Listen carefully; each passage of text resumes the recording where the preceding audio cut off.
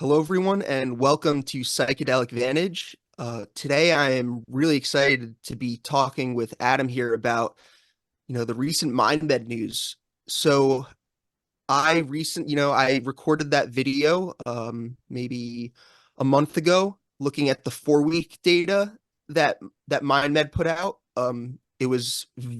I said that it exceeded my expectations. At week four, 78% of patients in trial participants in the 100 microgram group were responders and 50% were in remission. So exceed my expectations. But the 12-week data, I was in shock. I was in shock. And that's because the remission rate pretty much stayed the same at 48%, going from 50% to 48%. And this is after a single dose of 100 micrograms of LSD.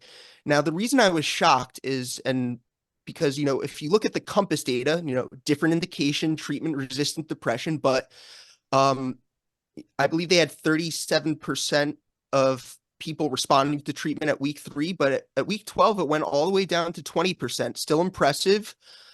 But so I was expecting with the 12-week Mindmed data that it would have, the remission maybe would have gone down to 35% or something, but no, it stayed pretty much the same. And that's what makes this data so compelling. Um, you know, Adam and I have spoken. I haven't always been the biggest Mindmed bull. I didn't love how LSD was a very long-acting drug, but when you get results this significant, it's time for me at least to change my mind about this company, and I take them extremely serious right now. You can't deny the data that they put out. Adam, what were your thoughts about this data?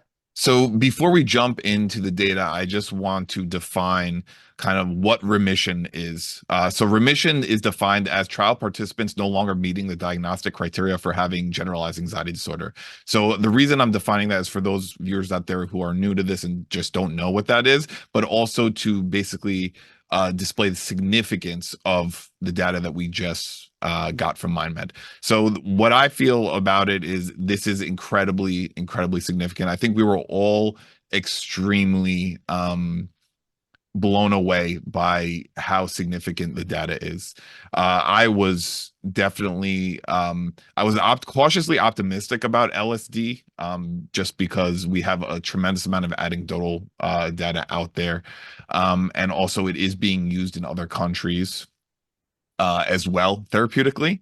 But this data was like nothing short of phenomenal. Again, as I said, I was just very shocked with how good the 12-week durability data was. You know, it seems like there was limited intervention here as well. Not too much, they say no preparation, no integration. I'm sure they obviously gave informed consent about what to expect. But, you know, another thing to note is MindMed is exploring a second indication with LSD, and they speak a lot about Spravato, the Spravato paradigm, and how in their recent investor deck, they mentioned the results they saw with trial participants' comorbid depression symptoms. When people have one mental health diagnosis, it's not uncommon that they have another one. Uh, Depression definitely goes with anxiety for a lot of people. Now, those results were also incredible as well. So one has to wonder, I would not be surprised if MindMed's gonna go into the treatment-resistant depression space in a larger phase 2 trial, and would be very curious to see how those results compare to Compass's phase 2B if they end up doing this. So another thing to look at here is the 100, again, the 100 microgram group. It seems that, and Adam, correct me if I'm wrong, that this is not necessarily a high dose of LSD. I mean, you definitely feel it. But more, I think, Adam, you would say it's appropriate to call it a medium dose. And that makes me also wonder if it makes the experience perhaps a bit more manageable, perhaps people have less challenging experiences, or they're able to at least navigate those challenging experiences a bit better. And maybe this is why MindMed did not feel that preparation integration were completely necessary for this trial. I really like 100 micrograms as this dose because I think so for those of you, like, if you're thinking about it in terms of just like street acid, or like what, like how it compares to someone's like experiences with acid they've gotten in their life, not farm acid obviously. um it would be, so acid tabs range from 100 micrograms to about 200, and it's obviously it's going to vary greatly depending on where you're getting it from and whatnot. So, but I just want to give this kind of this range so people can kind of understand. 100 micrograms are on the lower end of what like an acid tab or one dose would be, but it's still going to be something that puts you in the psychedelic space. You're definitely feeling the LSD. There are slight visual enhancements. You get the psychedelic state of mind. Mind space, whatever we want to call it. But it's just not extremely intense. It's very, very manageable. That's why I really like the 100 micrograms. And I also think that for with people who are coming into kind of LSD therapy or just taking psychedelics for any mental health indication, not all of them are going to be experienced with psychedelics. So I think this is like a really good uh, dose for those who are new to psychedelics and also people who are already used to psychedelics as well. You will definitely elicit a response, a psychedelic like mind space in the person without it being overwhelming in any way. That's why I really, really like 100 micrograms in regards to using it for therapeutic purposes. Now, I don't really have a significant like or a tremendous opinion in regards to 100 versus 200. I Okay. think maybe with LSD you kind of hit a point where you'll get diminishing returns, and that could be possibly Okay. what they saw in regards to 100 versus 200. But I just think that with 100 you're minimizing variability in regards to kind of any hiccups that might come with the psychedelic state that might be in, or not necessarily hiccups, just the fear response or the anxiety response. You're minimizing that with a lower dose. And it's just a very, very pleasant experience, which is why I think you're seeing kind of data this good. Absolutely. And I believe Mindmed management stated that they did notice more challenging experiences in the 200 microgram group. And also, looking at another company, Cybin, I believe it was the same thing for their highest dose group. So both of those companies saw great results with the second highest dose of a psychedelic. Um, you know, Again, MindMed is really so. First of all, this is just exciting for people out there who are suffering from generalized anxiety disorder. Let me just say that. Sometimes I don't speak about this enough, and I focus solely on the investment aspect, which is great as well. Um, Sort of go hand in hand in a way. Um, but this is just extremely exciting. Again, MindMed, no one, I don't think anyone's sleeping on them anymore. You can't forget RMDMA for autism spectrum disorder, looking at social anxiety specifically with autism spectrum disorder.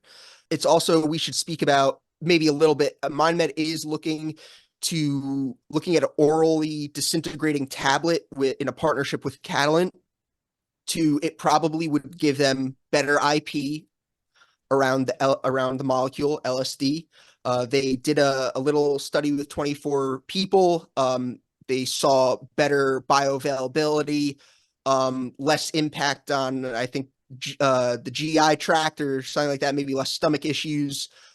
Um, I do know that I have a friend who follows, it's like his hobby to follow patents in the space. It's what gets him going.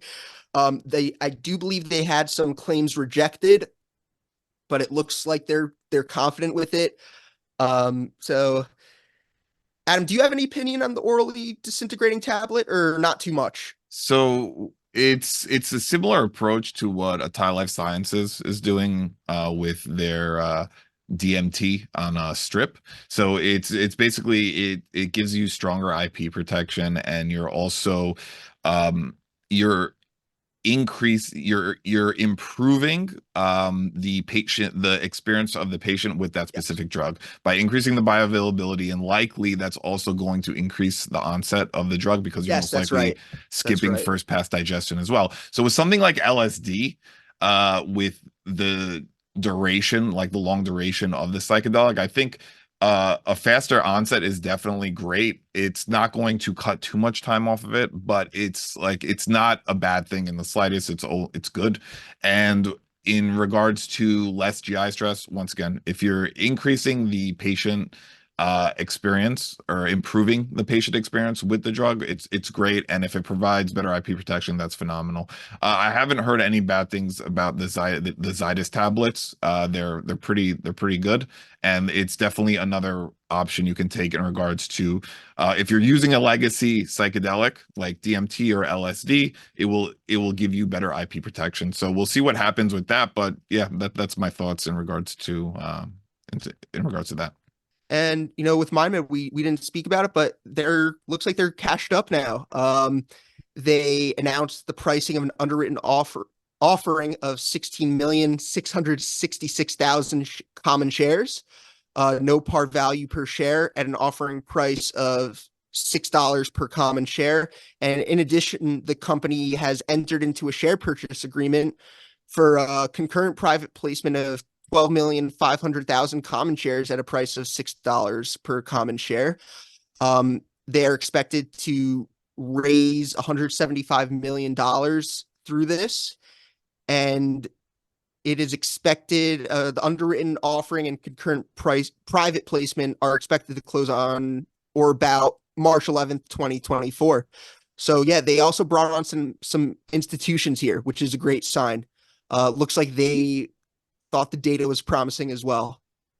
All right, so Adam, I don't have much to add here. Again, I know I always repeat myself in videos, but I can't stress enough how shocked I was by this data and how remarkable it was. Just to reiterate again, the fact that it was a single dose that lasted out to 12 weeks, the remission rate pretty much identical from week 4 to week 12. And we should note that it didn't look like that for psilocybin and treatment resistant depression. Going to be interesting to see the second indication that Mindmed is exploring with LSD. My guess is it's going to be treatment resistant depression. Could be wrong. And with that being said, that's all I have to add today. So the last thing I want to add is at this point, I think MindMed has kind of solidified itself as a core holding of any psychedelic portfolio. This is my opinion, by the way. So this is not financial advice, but if I'm looking at a well-rounded psychedelic stock portfolio, I think there's no other company that has LSD further in the FDA trials and with data this good. So you have MindMed, in my opinion, solidifying themselves as a core holding in a well-rounded psychedelic portfolio, which once again speaks volumes to the work that team has done in order to get this far. Considering everything everything that the company has been through over the course of Yeah. the last couple of years. And again, very exciting. Everyone, thank you so much for watching this. Thank you for the support you give to the channel. Check out our website, psychedelicvantage.com. We have a lot of great articles there. If you enjoyed this video, please like and subscribe to the channel. It helps very much. And with that being said, have a wonderful day. Have a wonderful day, everyone.